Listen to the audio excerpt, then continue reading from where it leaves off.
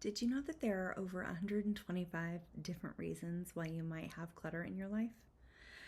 And if that seems wild to you, it is. And I would say 125 is very modest. This can be anything from, the people you live with, to neurodiversity, to grief or trauma. There's a lot of reasons why one might be disorganized. And in the last few years, I've met one of them up close and personal. As a professional organizer, I'm used to being organized. I love planning. To be clear, I do this for a living because I love it. I'm good at it. It makes me happy. The people that I work with, I just believe in you all so much. I just think you're spectacular. You're brilliant. Nothing is more fun and interesting to me than neurospicy people, and you all are just geniuses, and it's so fun to watch your vision come to reality. And it's amazing to have the executive functioning skill to be able to bring that to life with people. And in the last few years, I really had that be challenged. There has been something that I've been struggling with, and truthfully, I don't talk about things that I'm struggling with here. I try to keep things for myself. I'll bring things to you all when I want to share them, when I feel like it will help you feel less alone, or if it's a good teaching moment.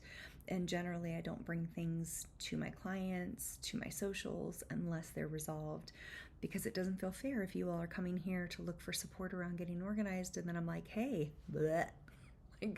That's not what you come for.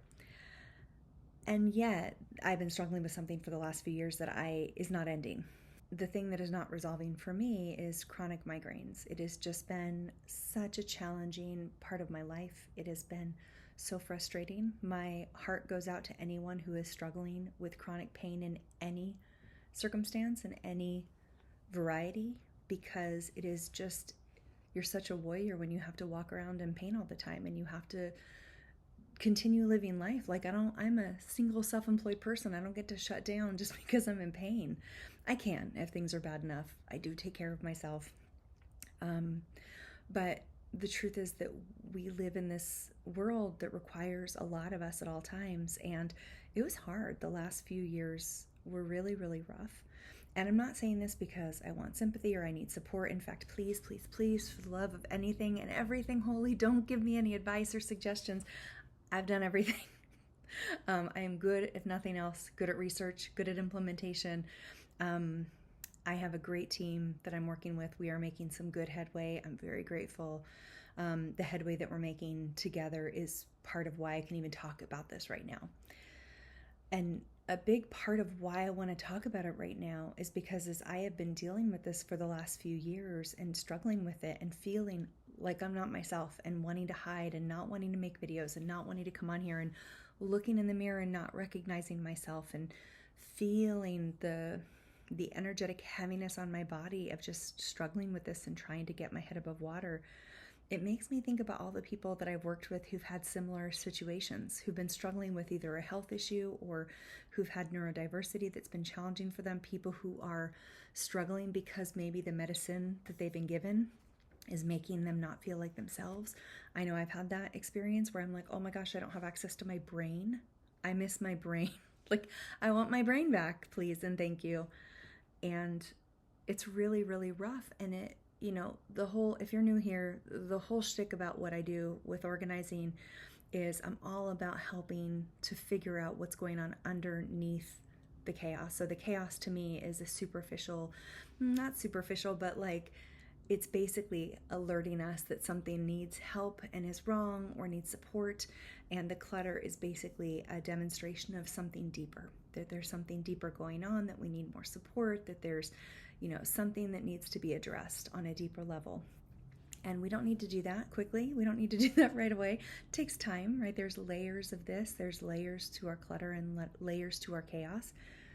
But when I think about how many other people are struggling with things that you don't see on the outside, you don't know that I have migraines, and I'm certainly not going to tell you when I'm having one.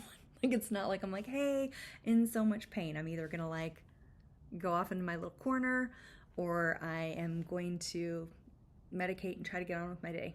It's not something, talking about it is not going to make it better. I just need to do it. Right or wrong, we all have to get through however we have to get through. But it makes me think about all the people who are walking around with invisible wounds, who are having to live life like normal. And that invisible wound may be chronic pain like I'm dealing with. It could be neurodiversity that feels really challenging to feel like you're working in harmony with your brain. There are so many things that cause these kind of small ruptures within ourselves that make life more difficult, make it more difficult to feel like we are keeping our head above water, feel like we're really doing the work that we're here to do. And it's not easy. And I wanted to talk about my journey a little bit, just because I hope it makes you feel less alone. And I hope it makes you feel like there's so many of us walking this path, and look, I don't know, I'm not out of this yet. I'm still in the middle of it.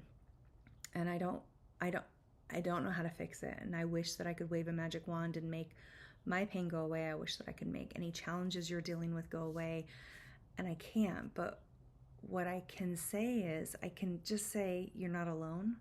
We can just normalize that many of us are going through this. And especially like ladies of a certain age, we have our hormones changing things. And it's like making our bodies not feel like our bodies, which is just like mind-boggling that there's not been more research done. I don't know. That's a different soapbox, but we're here and we're figuring it out together, and we're not alone in it. So I will share a few things that are keeping my head above water in case it helps you. First of all, reach out to people. Reach out to people. I know I have majorly isolated in the last few years, because why do I want to bring this to someone else? Why do I want to bring my most painful day to someone else? Well, I need you on my most painful day more than I need you on the day I feel great. Like, yes, I want to spend time with you when I feel great, but I called a friend this morning. I was struggling this morning, and I just felt like I had like a case of the Eeyores, and I was like not feeling good and didn't want to call her, which made me feel like I need to call her. And I did. And in 20 minutes, I felt completely different. And that was everything to me. I needed that. Changed my entire day. It made me feel like hopeful. And it's not because she gave me advice. It's not because she was like, oh, Star, here's how we're going to fix this. She just listened, because she's dealt with chronic pain too. And she knows you can't fix it. So she's just like, man, I'm sorry. I love you. Thank you. Why is it that when someone says thank you, when you've shared something difficult, you just feel like, it just makes me so tender, because, I feel like a three-headed monster when I'm in pain and I reach out to someone, and when they say thank you for trusting me with this, it's like, oh, not only are you tolerating it, you're thanking me for expressing vulnerability to you.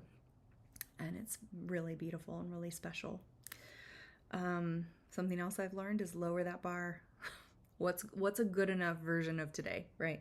What can you do? And what's wild to me is that there's been so many days where I feel like when I wake up in the morning, I'm forward thinking and I'm like, I can't get through today. Today is not going to be a good day. I'm just going to be miserable. And then I look back at the last few days and I'm like, oh, I didn't even get to leave the house for 2 days. Like, I need to leave the house. There's so much pressure on ourselves. And it's a lot. And lowering the bar can just help so much. Like, just saying like, okay, great. Maybe I'm not going to work for the first couple hours. Like, let me go for a walk. Let me just, call a friend. Let me, I don't know, go drive. Like, one day I was driving around the city. I was like, not medicated or in chronic pain, but I was like not feeling great. Like, it was like the precursor to the pain. If you know, you know. It's super fun, because it's not enough about just the pain days. You get the pre-days and the post-days. How fun. Such a treat. But I was like pre-gaming my pain, and I was like, I'm just going to drive around. And something about being in the car and seeing my city. I live in San Francisco. It's a stunning city. Like, it's everywhere is beautiful. It's spectacular. And so it's like, just getting out sometimes is the thing. And that was not me working. That was not me doing my best work. That was not me like handling stuff around the house. That was me just like, what can I do to survive? And that was enough. That was enough. And then guess what? I came home and I didn't get the migraine, and I felt 1,000 times better, and I was able to work for a few hours. Amazing. Magical. I'm not saying that going for a drive is going to solve all chronic pain, but in that day it did, and that was super helpful. And some days it doesn't. Some days I can't get out of bed, and some days I am just struggling. I'm fighting for my life, man, and it's difficult. And in those times where things feel like that, I bring it down to the lowest common denominator. I just try to stay present. In this moment, what is right? Or in this moment, what can I do to love myself? In this moment, what does my body need? In this moment, what does my brain need? What is just this next 5 seconds that I can focus on? And sometimes that's all that I can do. I don't need to think out like 2 years or 2 months. I love forward planning, please. Like, look at what I do for a living. Love it so much.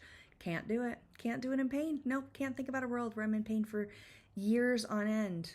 No, thank you. But I can think about right now, and I can remember to drink a drink of water or feed myself. Or if I can't go for a walk, I live in a 4-story walk up. Sometimes walking is not the thing. Sometimes it's just walking around my house, moving from one room to another. Sometimes it's just shifting the energy, right? One thing that I've really struggled with is not overly identifying with survival mode, right? Like not thinking that this version of me is the final version of me. This is a version of me that we are working with, that we're working through, that's a challenge. And this is not, I haven't been rewired to be a pain person. I am not rewired to have this be who I am for the rest of my life. This is something I'm going through. My survival mode is something I'm going through. It's not who I am. It's key to me getting through. It's a tool. Survival is a tool, and we will be grateful for it every day of the week that we are capable of keeping ourselves moving forward, but it is not an identifier. It's not who I am. It's not who you are. And with that, it's also remembering as much as we can to just keep going. Like, I know you're exhausted. I'm exhausted. You might be discouraged or just feeling like, how am I going to get through this? Like, we get through this by continuing to move forward, remembering you are important. You are valuable. You are needed in this world. This world's better because you're here. And even when it gets really exhausting to deal with, that's still true. It's always true. And so what's one thing that you can do to just keep moving forward? What's one thing that you can look forward to? Like, can you go watch the sunset tonight? Can you call somebody that you love? Can you watch something that makes you laugh? Like, what can you do to feel like this moment is worth living? There's that saying that I love that says you haven't even met everyone who will love you yet. And that helps me, because in times of great pain, I often think my brain will tell me, well, it can't get better, right? Like, it's not going to get better. This is bad. I don't want to keep dealing with this. I have not tasted all the delicious food I'm ever going to taste. I'm not going to meet all the cute little cuddly puppies and kitties. There's still kitties and puppies for me to meet. Are you kidding me? Like, there are still so many great things to experience in this world, from the little to the big, and it's not too late. And the world is better because we're here, and we just have to keep going as best we can in whatever way we can today. So I say all of this to say that if you are struggling with something quietly, invisibly, or loudly that is making it harder to stay organized, like chronic pain, like neurodiversity, like whatever it is, please know that you are not alone. There are many of us who are walking this path. It is not easy. It is certainly not fun. I am not going to be making commercials about it and how people should join me in Migraine City. That's not, no thank you, please. But those of us on Migraine City, we can connect. But please just know you're not alone. And if this is adding to your disorganization, if it's stopping you from getting organized, please extra know that you're not alone. And it won't always be this way. Or if it is always going to be this way, we can find a way to work with what you have. You know, it's not hopeless. For sure, it's not hopeless. There's something we can do. We just have to figure out where the lines are and then start constructing a plan around it. Or not, giving you a day off to just chill out and not have that pressure on yourself. I wanted this conversation to just begin because I think a lot of us are struggling with chronic, silent things that are stopping us from certain areas of our lives. And if that's you, you're not alone. I'm glad you're here. And I'm grateful to have this conversation with you. And may it be the first of many. And if you feel so called and you want to share anything, comment below. Let me know what's going on for you. I would be happy to hold space for you, hold the light for you. If you are struggling, no one should have to struggle alone. And many times when we feel like we shouldn't share, that's the time we should share. So if you feel like connecting, I'm here. I'm sending you lots of positive energy and really grateful to have this conversation with you.